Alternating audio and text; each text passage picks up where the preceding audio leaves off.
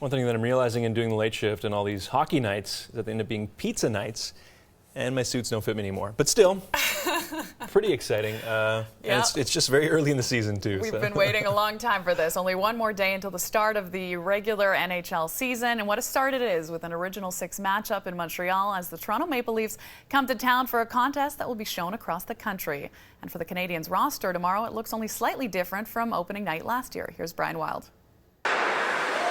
George Parros is one of 3 Montreal Canadiens who was not around at the start of season last January, and it is not a mystery what this giant brings to the lineup, something this roster has been missing for a long time.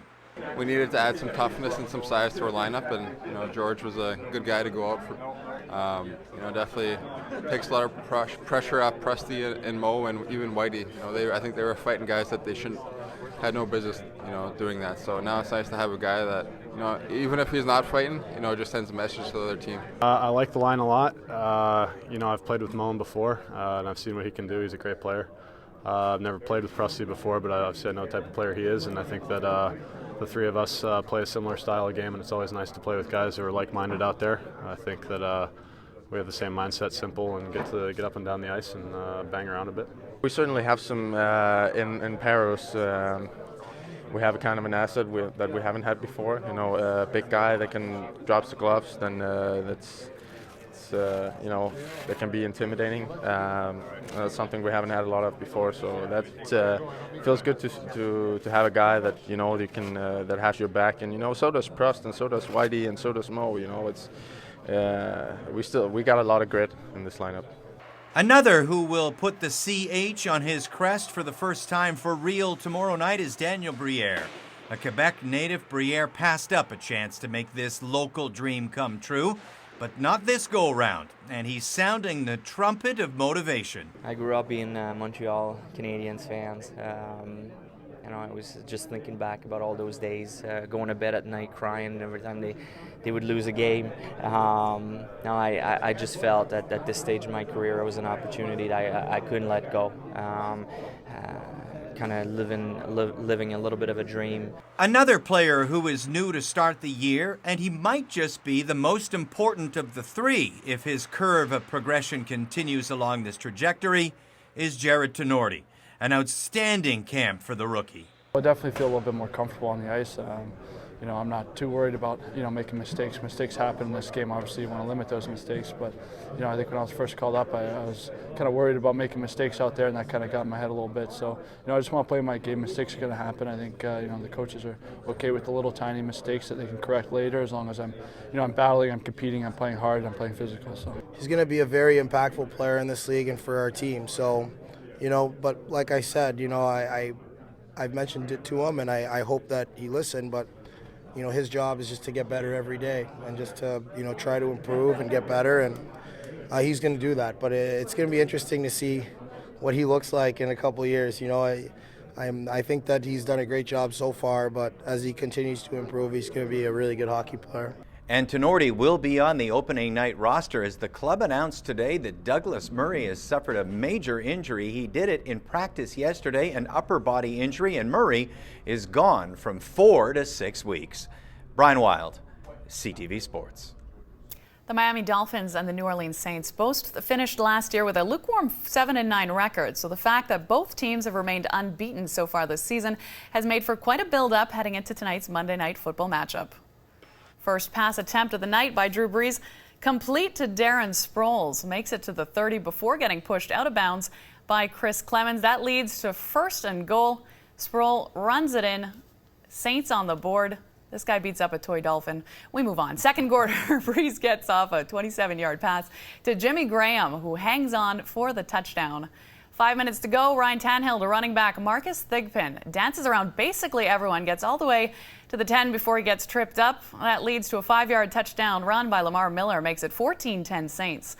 Less than 2 minutes to go in the half. Tannehill picked off by Jabrari Greer. Gets to the 25 before he gets taken down. That's going to set up this play by Brees to Sproles with a 13-yard touchdown, 21-10 at the half. Third quarter, Brees throws a 43-yard bomb to Graham again. He's going to find the end zone. New Orleans comes out on top 38-17 to remain unbeaten. Arlington, Texas was the place to be tonight for baseball fans as the American League required a tiebreaker game to see who makes the playoffs. In 162 games, the Texas Rangers and the Tampa Bay Rays finished with the exact same record. So tonight they met for a one-game playoff to decide who will play the wild card game. Rays up by 1, bottom of the first. Dangerous base running though. With a lot on the line, Elvis Andrews leading off, and David Price with a quick throw to James Loney gets him out. More bad news for the Rangers. A.J. Przinsky strikes out, has a few choice words for the umpire.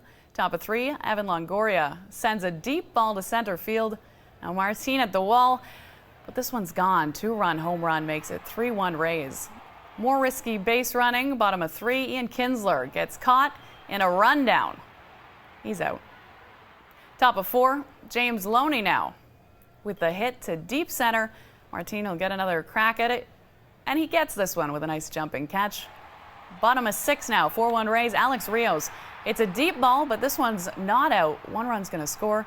Rays come out on top 5-2 to claim the second American League wild card. They'll advance against the Cleveland Indians for the right to play the Boston Red Sox in a best-of-7 series. It's a given that as much as baseball starts in the spring, the Chicago Cubs will stink in the fall. This year's no different, and someone had to pay the price. And although you might like to, you can't fire all the players, so you fire the coach. The coach this year, Dale Swaim, who ends his 2-year run with a last-place finish in the National League Central.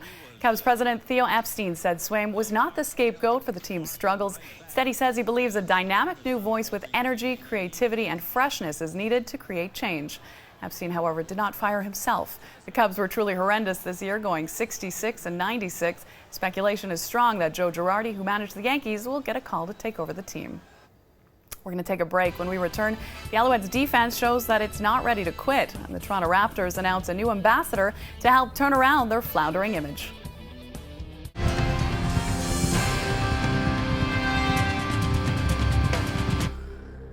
As soon as you feel you have the Montreal Alouettes figured out this year, they seem to put in their best effort. Case in point yesterday at Molson Stadium as the Alouettes faced the Saskatchewan Roughriders, one of the best in the league.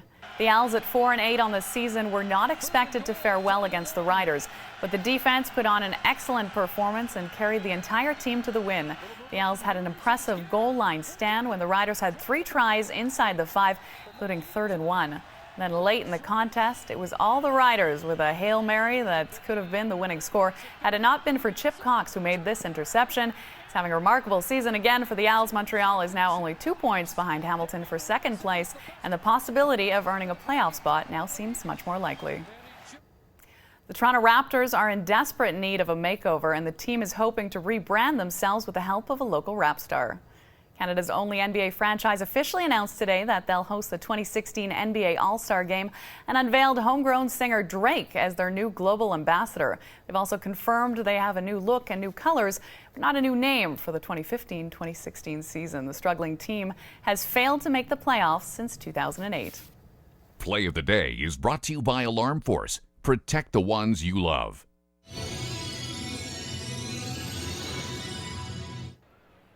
Tonight's play of the day comes courtesy of Evan Longoria. This 2-run home run helped set the pace for the Rays' 5-2 win over the Rangers, allowing them to advance to Wednesday's wild card playoff. It's interesting, though, name change for the Raptors. That would be kind of interesting. What would you call them? Well, I know the Raptors is from like when Jurassic Park was released, right? And dinosaurs were cool. So I don't know. Might be a good idea. We'll think on it. That's all I'm saying. Okay. Thank you very much, Chantal. We'll be right back.